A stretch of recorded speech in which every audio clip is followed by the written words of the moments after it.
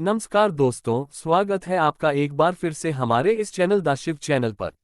दोस्तों, जय श्री कृष्ण, राधे राधे। सच्ची श्रद्धा से कमेंट में जरूर लिखें हर हर महादेव। राधे राधे। देवों के देव महादेव सदैव आप पर अपनी कृपा बनाए रखें।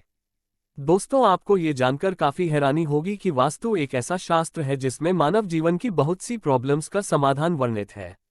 इसमें कई तरह के उपायों के साथ साथ तमाम तरह की जानकारी दी गई है, जिससे ये जानकारी प्राप्त होती है कि अगर किसी व्यक्ति के जीवन में वास्तु दोष का साया हो तो उसे क्या करना चाहिए।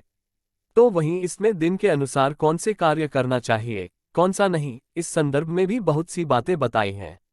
आज हम आपको बताने जा रहे हैं कि मंगलवार के दिन वास्तु और ज्योतिष शास्त्र के अनुसार किसी भी व्यक्ति को कौन से काम नहीं करने चाहिए, और हम जानेंगे कि महिलाओं की किन आदतों की वजह से पति रंग से राजा बन जाते हैं। तो पूरी जानकारी के लिए वीडियो को आखिर तक जरूर देखिए। हिंदू धर्मशास्त्रों में अनेकों परंपराओं और रीति रिवाजों को विशेष महत्व दिया जाता है। शादी, विवाह और अंतिम संस्कार के अलावा कई ऐसी परंपराएं भारतीय हिंदू समाज में आज भी विद्यमान हैं, जिनका अनुसरण प्रत्येक भारतीय पुरुष अथवा महिलाएं करती है।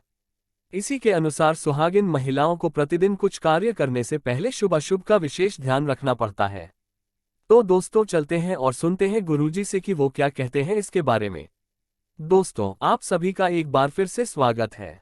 सप्ताह के कुछ विशेष दिन यदि सुहागिन महिलाएं अपने बाल धोएं तो उनके पति पर बाधाएं आ सकती है।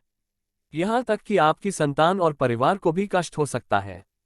तो आइए आप भी जानिए कि किस दिन सुहागिन महिलाओं को बाल नहीं धोने चाहिए और किस दिन बाद जरूर धोने चाहिए। लेकिन वीडियो शुरू करने से पहले अगर आपने हमारे चैनल द शिव को सब्सक्राइब अभी तक नहीं किया तो सब्सक्राइब जरूर कर लें और साथ में ही बेल आइकन को भी प्रेस कर दें, ताकि हमारे चैनल पर अपलोड होने वाली न्यू वीडियो की अपडेट आपको मिलते रहे।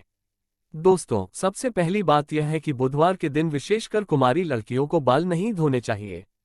यदि कोई कुमारी लड़की बुधवार के दिन अपने बालों को धोती है तो उसके भाई पर कोई बड़ी आफत आ सकती है, जिसका आप कोई अंदाजा भी नहीं लगा सकते हैं। इसलिए जितना संभव हो सके बुधवार के दिन कुंवारी लड़कियों को बाल नहीं धोने चाहिए। दूसरी बात, यदि कोई सुहागिन महिला बृहस्पतिवार के दिन अपने बालों को धोती है तो उसके पति की आयु घटती जाती है। सुहागिन महिलाओं को भूलकर भी बृहस्पतिवार के दिन बाल नहीं धोने चाहिए और न ही बृहस्पतिवार के दिन नाखून और बाल आदि काटने चाहिए। ऐसे में आपको बृहस्पतिवार के दिन घर में पोछा भी नहीं लगाना चाहिए और न ही बृहस्पतिवार के दिन कपड़े आदि धोने चाहिए। अगर आप ऐसा ही करते हैं तो आपके परिवार पर बहुत बड़ी विपदा आ सकती है। तीसरी बात, यदि कोई शादीशुदा महिला सोमवार के दिन बाल धोती है तो उसकी बेटियों और बेटों पर कोई बड़ा संकट आने की संभावना बनी रहती है। परिवार को किसी बड़े आर्थिक संकट का सामना करना पड़ सकता है। ऐसे में शादीशुदा महिलाओं को सोमवार के दिन भी बाल नहीं धोने चाहिए। चौथी बार, तो चलिए दोस्तों अब आपको बता दें कि किस दिन बाद जरूर धोने चाहिए। तो वह दिन है शुक्रवार को बाल जरूर धोएं, क्योंकि शुक्रवार को बाल धोना बहुत ही शुभ माना जाता है। जो महिलाएं इस दिन को एक नियम की तरह ही बना ले ताकि उन्हें धन, धान्य और सुख संपत्ति की प्राप्ति हो। पांचवी बात, ये सदैव याद रखें कि अगर आप किसी बार का व्रत रखते हैं तो उस दिन भूल से भी बाल न धोएं। जैसे अगर आपने सोमवार का व्रत रखा है तो उसके एक दिन पहले बाल धोकर आप शुद्ध हो जाएं। जिस दिन व्रत रखते हैं उस दिन बाल कदापि न धोएं, और अगर किसी कारणवश आपको उस दिन बाल धोने पर जाए तो आप ये उपाय कर सकते हैं। आप अपने बालों में कच्चा दूध लगाकर बाल धो सकते हैं।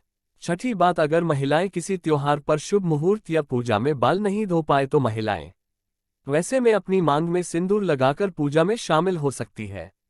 इससे बाल धोने का दोष नहीं लगता। दोस्तों, चलिए अब जानते हैं कि मंगलवार को ऐसे कौन से काम हैं जो आपको भूलकर भी नहीं करनी चाहिए। वास्तुशास्त्र के अनुसार मंगलवार की प्रकृति उग्र है, वह इसके स्वामी है। मंगल देव और हनुमान जी को माना जाता है। कहा जाता है मंगल देव मंगल करता है। जिसके जीवन में मंगल शुभ होता है उसके जीवन में केवल मंगल ही मंगल होता है।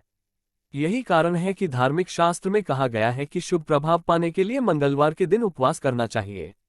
परंतु इसके साथ ही इस बात का भी खास ध्यान रखना चाहिए कि मंगलवार के दिन कौन से कार्य करने से अशुभ प्रभाव प्राप्त होते हैं।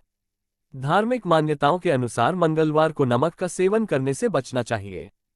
कहा जाता है इस दिन नमक के अधिकतर सेवन से सेहत पर बुरा प्रभाव पड़ता है तथा महत्वपूर्ण कार्य में रुकावटें पैदा होने लगती है।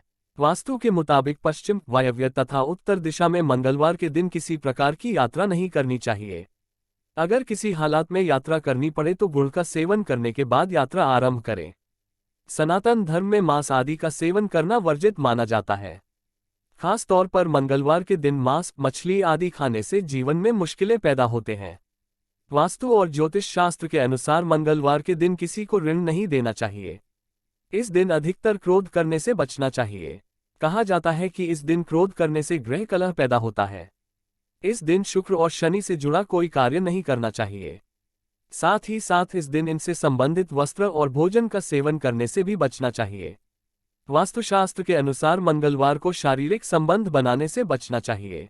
इस दिन शारीरिक संबंध बनाने से नुकसान होता है। दोस्तों, अगर आपको लगता है कि आपकी किस्मत सही नहीं चल रही है, आए दिन मुसीबत आ रही है, तो ऐसे में अगर पत्नियां अपने पति के भाग्य के लिए कुछ उपाय करना चाहती हैं तो कुछ ऐसे काम है जो अगर आप अपना ले तो मां लक्ष्मी के साथ सभी देवताओं का आशीर्वाद आपको जरूर मिलेगा और परिवार के सदस्यों की प्रगति एवं सफलता होगी और घर में सुख, शांति और समृद्धि आती है। तो चलिए दोस्तों, जान लेते हैं इन चमत्कारी उपायों के बारे में। रोज सुबह उठकर अपनी हथेलियां देखें। दोस्तों, रोज सुबह जब आप उठे तो सबसे पहले दोनों हाथों की हथेलियों को कुछ क्षण देखकर चेहरे पर 3-4 बार फेरे। धर्म ग्रंथों के अनुसार हथेली के ऊपरी भाग में मां लक्ष्मी, बीच में मां सरस्वती व नीचे के भाग में भगवान विष्णु का स्थान होता है। इसलिए रोज सुबह उठते ही अपनी हथेली देखने से भाग्य चमक उठता है और कई तरह के सुनहरे अवसर भी मिल सकते हैं। भोजन के लिए बनाई जा रही रोटी में से पहली रोटी गाय को दें। धर्म ग्रंथों के अनुसार गाय में सभी देवताओं का निवास माना गया है। अगर प्रतिदिन गाय को रोटी दी जाए तो सभी देवता प्रसन्न होते हैं और आपकी हर मनोकामना पूरी कर सकते हैं। सुबह झाड़ू पोछा करें। घर को हमेशा साफ स्वच्छ रखना चाहिए। रोज सुबह झाड़ू पोछा करें, लेकिन सूर्यास्त के बाद झाड़ू पोछा नहीं करना चाहिए। ऐसा करने से मां लक्ष्मी रूठ जाती है और व्यक्ति को आर्थिक खाने का सामना करना पड़ सकता है। धर्म ग्रंथों के अनुसार जो व्यक्ति सूर्यास्त के बाद झाड़ू पोछा करती है, देवी लक्ष्मी उस घर में निवास नहीं करती और वहां से ये चली जाती है। रोज सुबह स्नान आदि करने के बाद पीपल के पेड़ पर एक लोटा जल चढ़ाएं। पीपल में भगवान विष्णु का वास होता है। रोज यह उपाय करने से भगवान विष्णु प्रसन्न होते हैं और शुभ फल प्रदान करते हैं। इस पेड़ का महत्व इसी बात से जाना जा सकता है कि अर्जुन को गीता में उपदेश देते हुए भगवान श्री कृष्ण ने स्वयं को पेड़ों में पीपल बताया था। दोस्तों, घर खाली हाथ ना जाए। बाहर से जब भी आप घर में प्रवेश करें तो कभी भी खाली हाथ ना जाए। घर में हमेशा कुछ ना कुछ लेकर प्रवेश करें, चाहे वह पेड़ का पत्ता ही क्यों ना हो। दोस्तों, अपना एक नियम ही बना ले कि जब भी घर से बाहर जाए तब घर वापस आते समय कुछ ना कुछ लेकर ही आए, फिर चाहे वे कोई भी चीज हो जो पत्नी व बच्चों को खुश रखें। अक्सर घर या बाहर के तनाव में अनजाने में हम ज्यादा प्रताड़ित अपने परिवार को ही करते हैं। लेकिन याद रखें, पत्नी और बच्चों की आंख में आंसू अगर आपकी वजह से आते हैं तो तरक्की के रास्ते बंद हो जाते हैं। इसलिए अपने परिवार को हमेशा ही खुश रखना चाहिए। दोस्तों, लक्ष्मी माँ को चंचला भी कहते हैं क्योंकि यह एक स्थान पर टिककर नहीं रह सकते। माँ लक्ष्मी की एक बड़ी विशेषता ये भी है कि ये जितना कठिनता से प्रसन्न होती है उतना ही सरलता से रुष्ट भी हो जाती है। कहने का तात्पर्य यह है कि लक्ष्मी की कृपा प्राप्ति बनाए रखने के लिए वेद शास्त्रों में बताए गए नियमों का पालन करना चाहिए, अन्यथा एक छोटी सी गलती से लक्ष्मी मां रुष्ट होकर चली जाती है। आपने देखा ही होगा कि बड़े ही ठाट बाट सेठ रहने वाले साहूकार एक पल में कंगाल होकर रास्ते पर आ जाते हैं। ये सब मां लक्ष्मी के रुष्ट हो जाने का कारण ही होता है। मां को नाराज करने से अच्छा है कि शास्त्रों में बताए गए हैं इन नियमों का पालन करें ताकि महालक्ष्मी कभी भी अपने भक्तों से रुष्ट न हो सके और उनके आशीर्वाद उनके भक्तों पर हमेशा बनी रहे। जैसा कि हम सब जानते ही हैं कि धन को लक्ष्मी का स्वरूप माना गया है। बहुत से लोग कुंडली में थूक लगाकर रुपए को गिनते हैं। ऐसा करने से लक्ष्मी का अनादर होता है। किसी से भी रुपया लेते समय या देते समय उसे प्रणाम कर लेना चाहिए। इससे माता प्रसन्न होती है। घर में स्त्री भोजन बनाते समय या खाना परोसते समय अगर खाते रहती है तो इससे भी मां लक्ष्मी नाराज हो जाती है। इसका कारण यह है कि इससे भोजन झूठा हो जाता है। जहां झूठा खाना खाया या खिलाया या फैला होता है उस घर के लोगों से मां लक्ष्मी नाराज ही रहती है। इसलिए स्त्रियों को भोजन बनाते समय श्रद्धाभाव से खाना पकाना और खिलाना चाहिए। कहा जाता है कि जिस भावना से भोजन पकाया जाता है वही भावना से भोजन करने वालों में विकसित होती है।